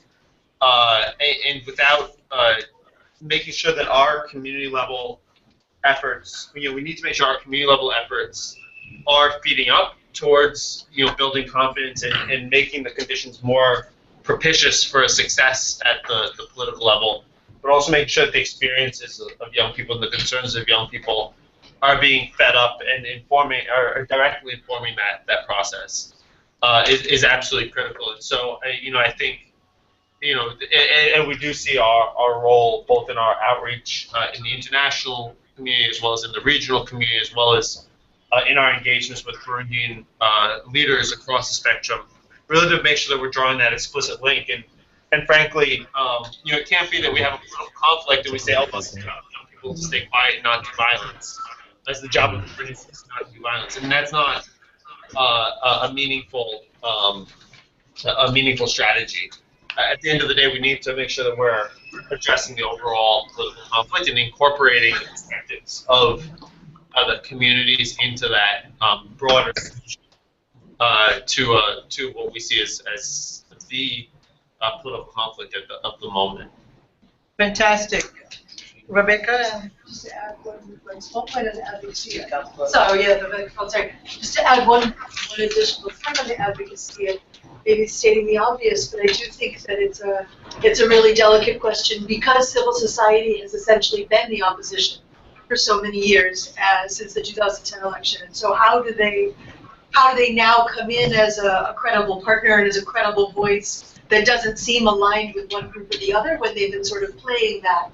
And I think kind of going back to what I said before, reinforcing it, what are also some new points for advocacy? Because it's not like all of a sudden it's a new political crisis. No one knew he was going to run for a third term. It's a sudden topic. It's a topic that people have been advocating for around 2 years, 3 years. So what are the key advocacy points that can be new, that can come out, but that also don't make civil society suddenly become aligned with one side or the other, which also put them at risk in the discussion and undermine their credibility. And I think that's a real challenge within the advocacy right now, is what can civil society say that's effective, that's meaningful, that has value, and doesn't just say the same thing they've been saying for 2 years and have everybody from one side say, oh, here they go again. You know?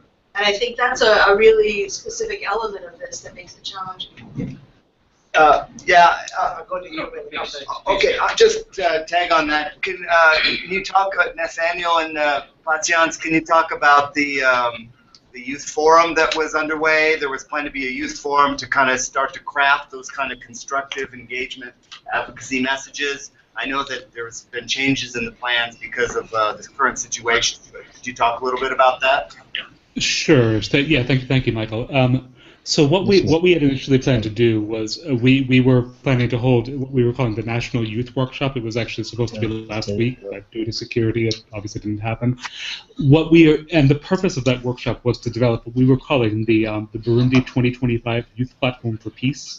And what that platform was basically a series of goals and a series of things. For example, goals in terms of economic growth, goals in terms of job creation, et cetera, and how can youth be involved in that? What steps can they take to accomplish those goals. Obviously, this isn't something that can be done entirely by the youth themselves, but what role is it that they can play?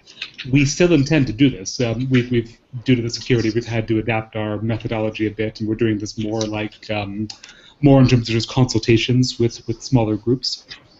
We still intend to publish this platform, however, and once that is complete, we believe it'll represent a very broad spectrum of youth, because it will be coming from throughout the country, and that will be broadcast both through electronic media as well as through print media, and we're hoping that will play a key role in advocacy in helping to move this agenda forward. Question, and then we'll start to wrap things up a little bit. I would just like to, I guess in my closing comments, the framework that I see, for Mike and Regina. No problem. Thank you, Rebecca.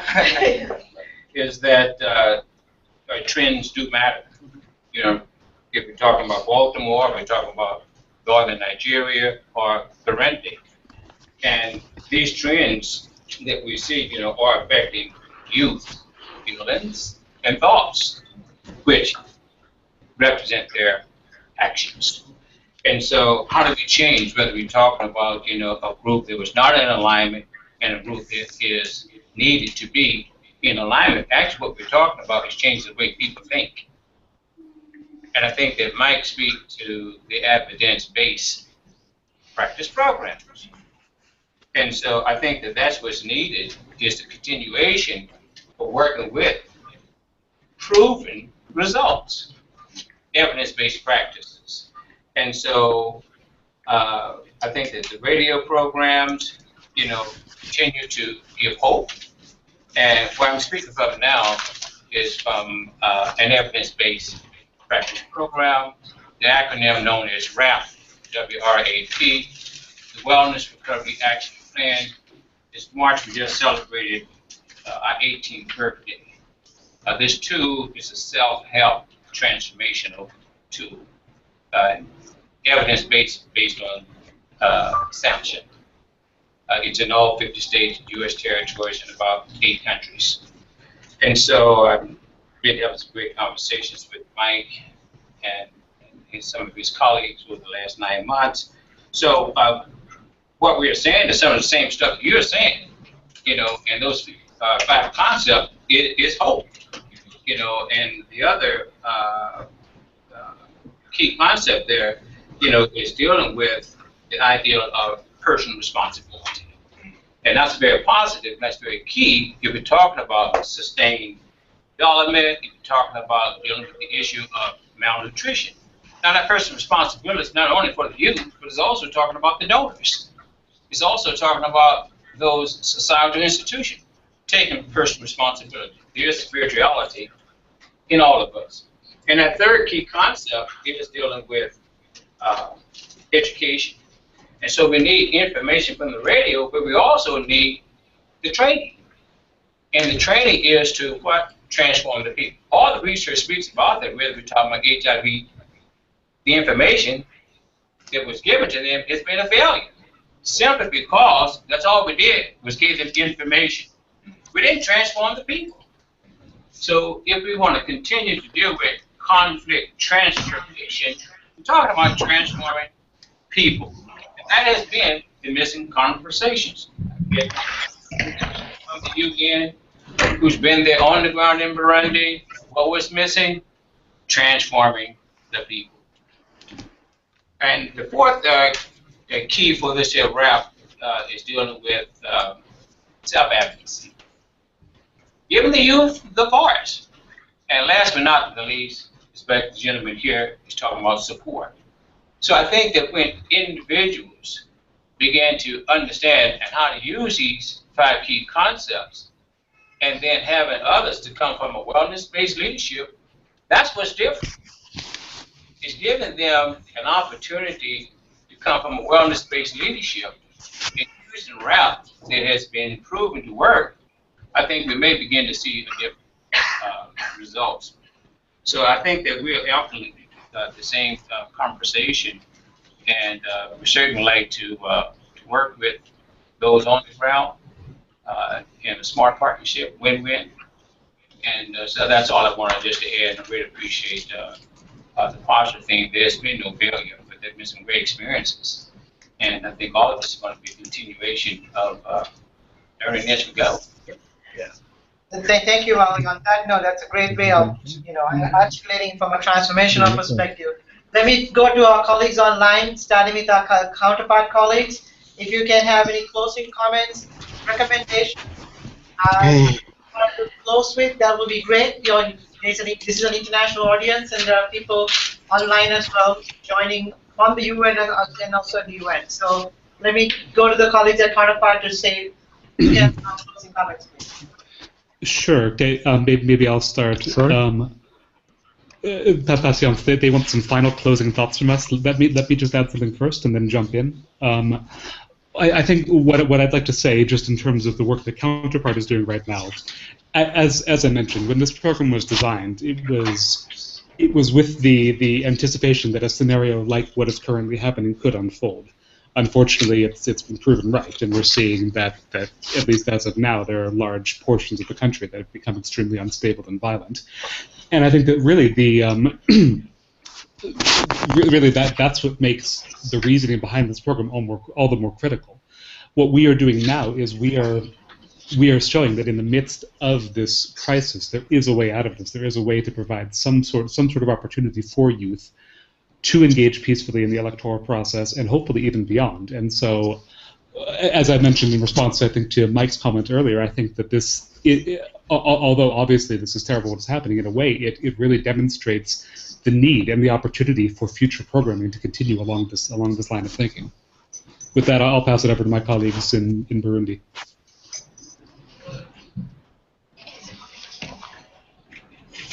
Sir?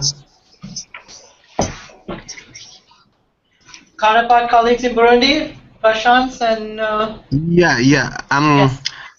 I'm not sure I did follow where the discussion. Sorry, I spoke a little fast.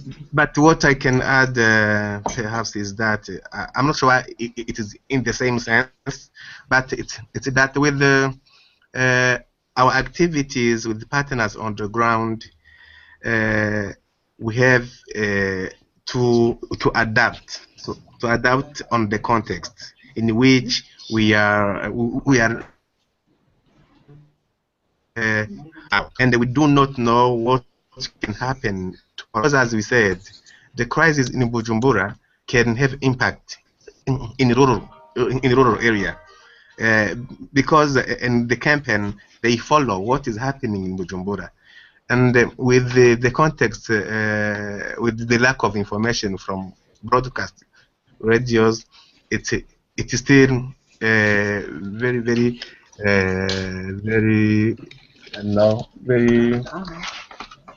abnormal for me.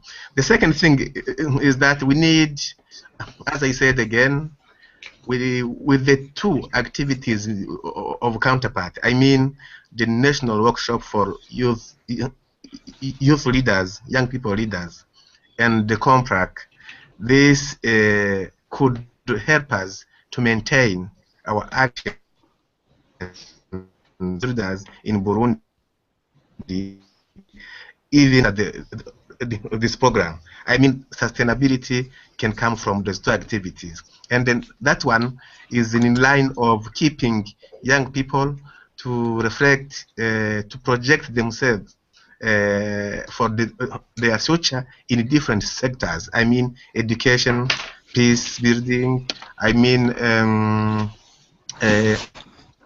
employment and agriculture and others, so that they can elaborate, formulate a roadmap in which we can follow together to see that they are acting to emphasize opportunities, to have opportunities in their future, to build a Burundi which is peaceful, but which take line on development. Hi, Sergi. Go ahead, Corey.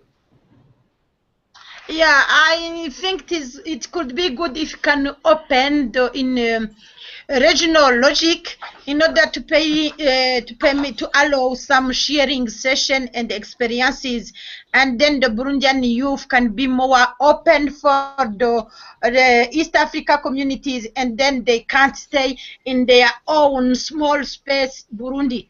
And it can probably change how Burundian youth are thinking and how they can project for the future.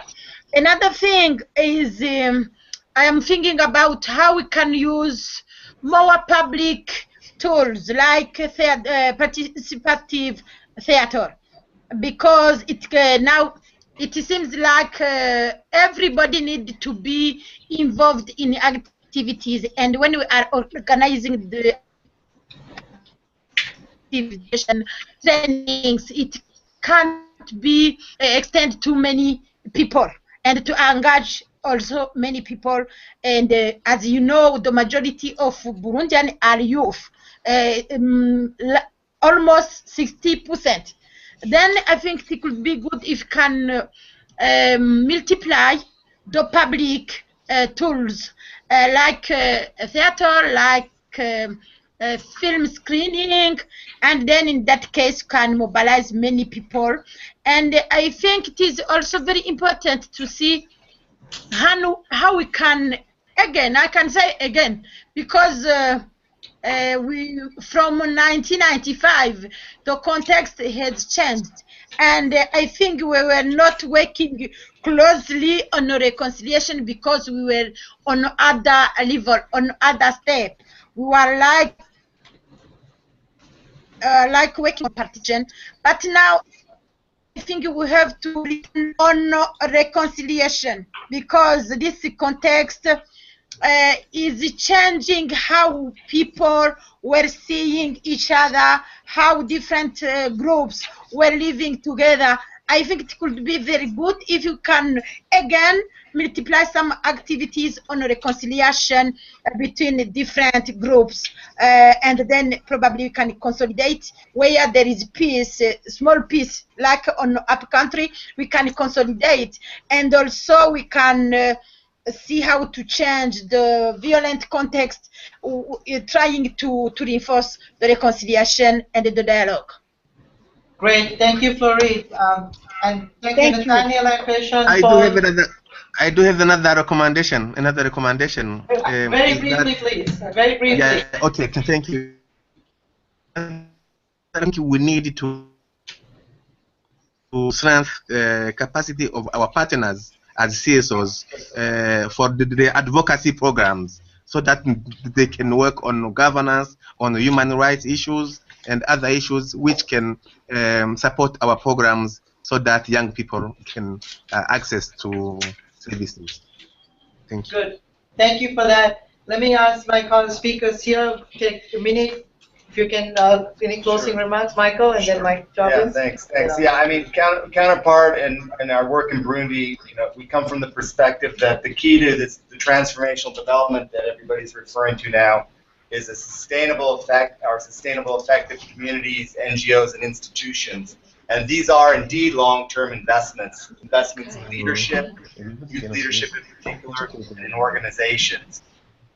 We couple that approach with the short-term needs here. There are critical needs that have to be addressed today. So we don't see that as a conflict, rather as a complement. So we have to look at short-term needs, for example, getting people to work, getting people together and having constructive dialogue through the youth forums.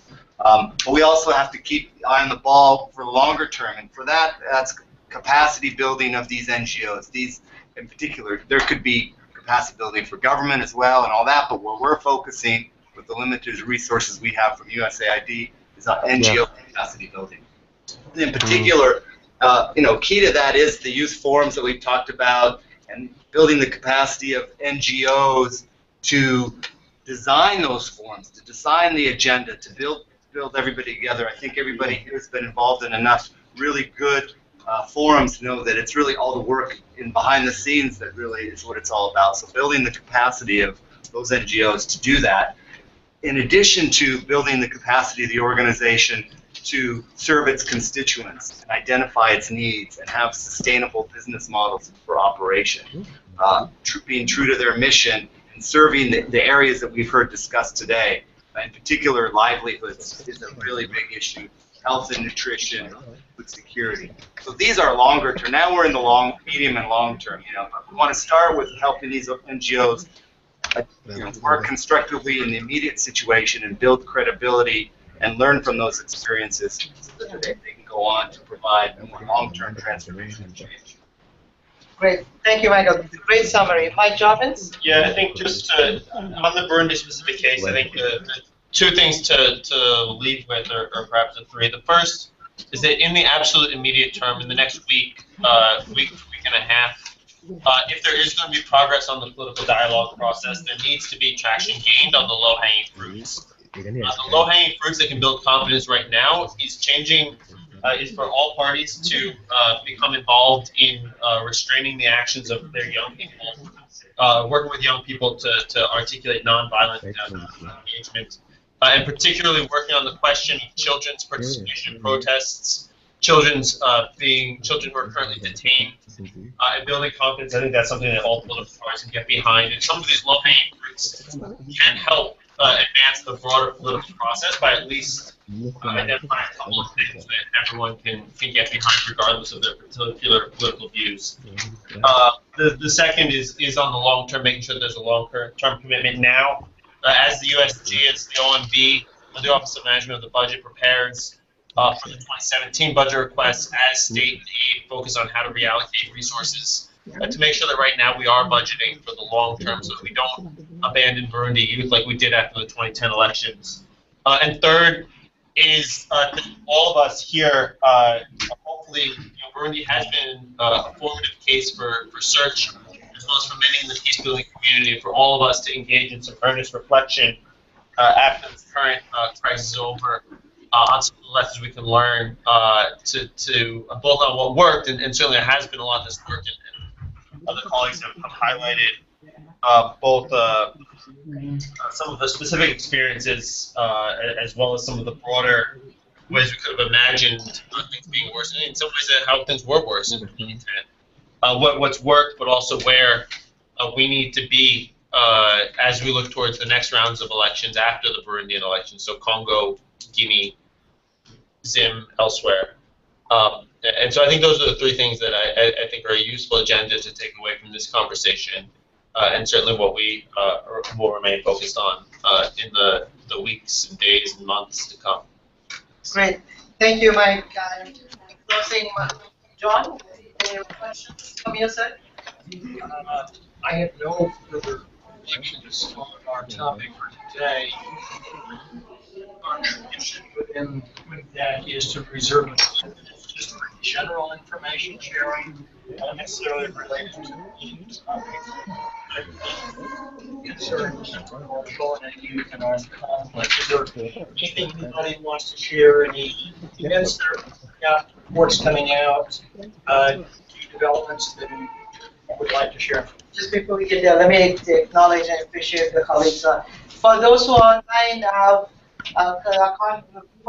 colleagues from Counterpart and Search, we want to thank you for taking the time, patience in dealing with the technology, but giving us a lot of insight from your perspective. Really thank you for that, and hope you have a wonderful evening.